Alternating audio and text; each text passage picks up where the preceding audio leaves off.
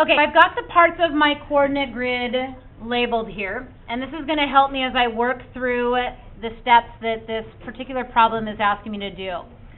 So I'm going to move back up to my directions up here, and on number 1, it tells me I need to locate a point in quadrant 4. And then what I'm going to do is once I locate a point, I'm going to label it, and then I'm going to write its ordered pair. So I'm just going to pick a random point right now, and I'm going to put it right here. Now, if you do the same point that I do, you can see that I've gone 6 units to the right and 4 units down. So that gives me the ordered pair of 6, negative 4. And again, I'm going to label this point with the letter A. Now, just to make it a little clearer, I'm also going to write my point off to the side here. So my point A is 6, negative 4. This might help if you follow along doing this, because this is some similar things that you're going to be doing with your assignment today. Now I've located my point, I've labeled it. Now I need to look, and it's given me some steps that I'm going to do. Part A tells me to reflect point A over an axis so that its image is in quadrant 3. Well, before we do this, we have to understand, what does it mean to reflect? Carson? Go on the opposite side, but go in the negative numbers. Yeah, so think of it as a mirror, right? So your reflection is the exact opposite image of you. Would everybody agree? Yep. So if a mirror is an exact opposite image of you, that would stand to reason that we want the exact opposite image of this one, but we want it over here in quadrant 3. So we have to figure out, okay, where will I need to place it to give me the exact opposite? Carson, what do you think? negative 6 and then negative 4. So if we go over, because we went 6 units to the right, so the opposite would be 6 units to the left. Do you agree? Yep. So we go 6 units to the left, down 4, plot a point, and we're going to call this point B. And like Carson said, we have negative 6, negative 4. Now just to clarify, so it's a little, if you can't see because of the lines, I'll write it over here.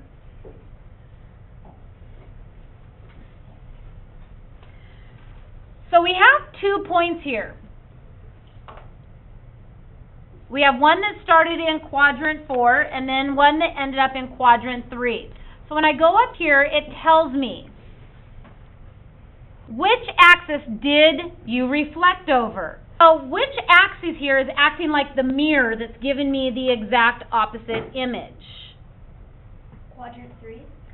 It is in quadrant 3, but what's the axis? What's the axis that's acting like the mirror? Y-axis. It is. It's the y-axis. So up here when it says, which axis did you reflect over? Well, we can say that it is the y-axis. Now the next question asks us, what is the only difference in the ordered pairs of A and B? So if we look over here where I wrote them down so it's a little more obvious to see, what is the only difference with these 2 ordered pairs?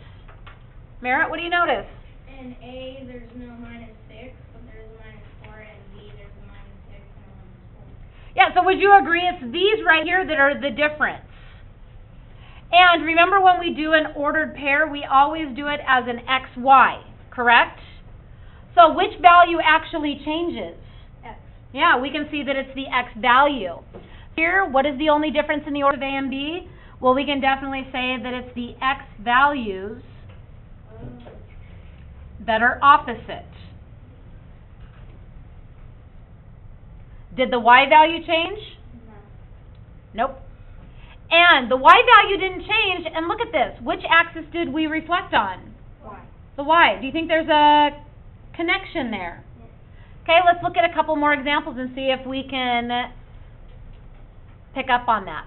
Now, part B tells us, okay, let's look at point B now, and we're going to reflect it So we have a point that is in quadrant 2. So B right now is in quadrant 3. We want a point up here in quadrant 2 that would be a reflection. So what do you think we need to do? Here we went down, so what do you think we need to do for the reflection? Go up. Go up. So we're going to go over 6, but this time we're going to go up 4. We're going to label this point C, and it is the ordered pair of negative 6, 4. And just to make sure that we are reading this correctly, I'm also going to write it over here on the side.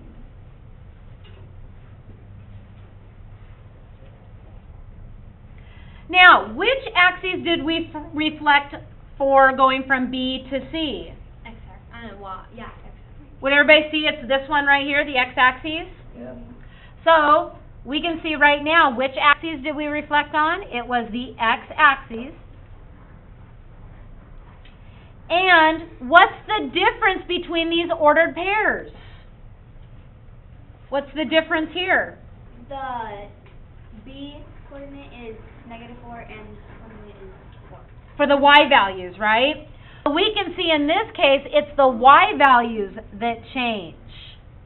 But that's for our first question here. So it says, what is the only difference in the ordered pairs of B and C? So I'm going to draw an arrow after that question mark right there. And I can say that it's the y values this time that are opposite.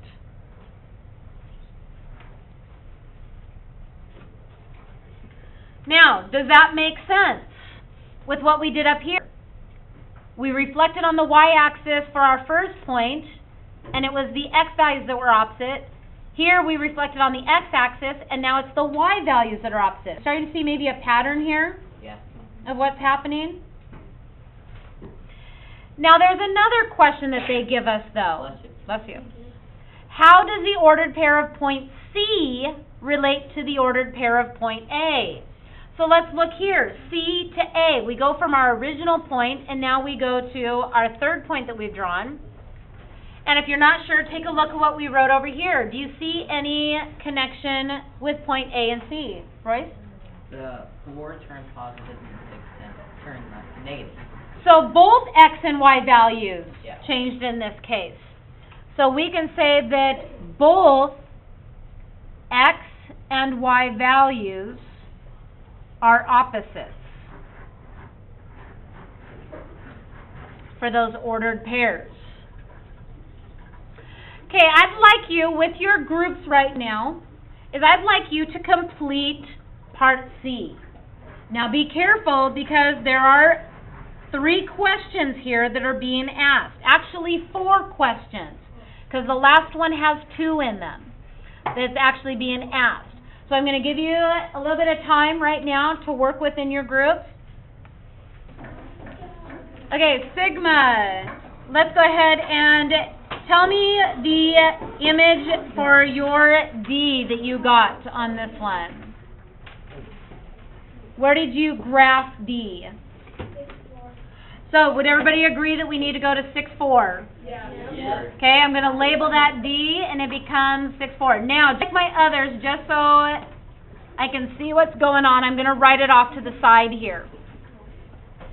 Okay, now it says, which axis did you reflect over? Delta, which axis did you come up with? Y. The y-axis. Yep.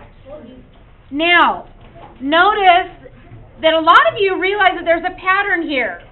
We went y-axis, then x-axis, and then y-axis again to get to our last point. So it was going in kind of this circular motion from quadrant to quadrant. Now, the first one says, when we're doing a comparison of ordered pairs, how does the ordered pair for point D compare to the ordered pair for point C? So we have to look at these 2 ordered pairs right here. What do you notice about them? Gamma. They're the same. Are they exactly the same? No, they're not the bottom. Each one keeps a big negative and positive. Which one's switching? A, B, C and D, the first and 6. So the x value? Yes. Yes. We can see in this case that when we compare D to C, we can see that it's the X values that are opposite.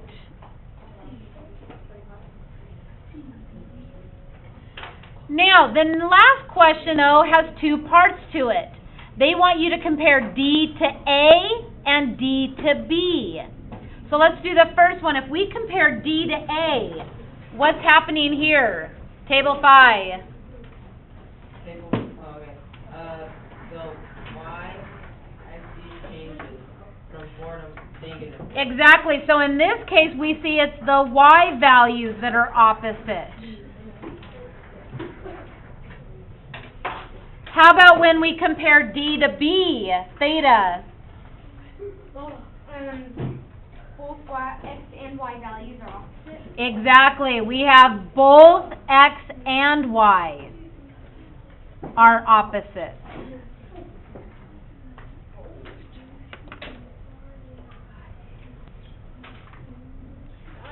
Okay, so today for your assignment, you're going to be looking at using these X and Y axes to determine placement of points, what it does to ordered pairs when you take reflections, and so forth. So use your notes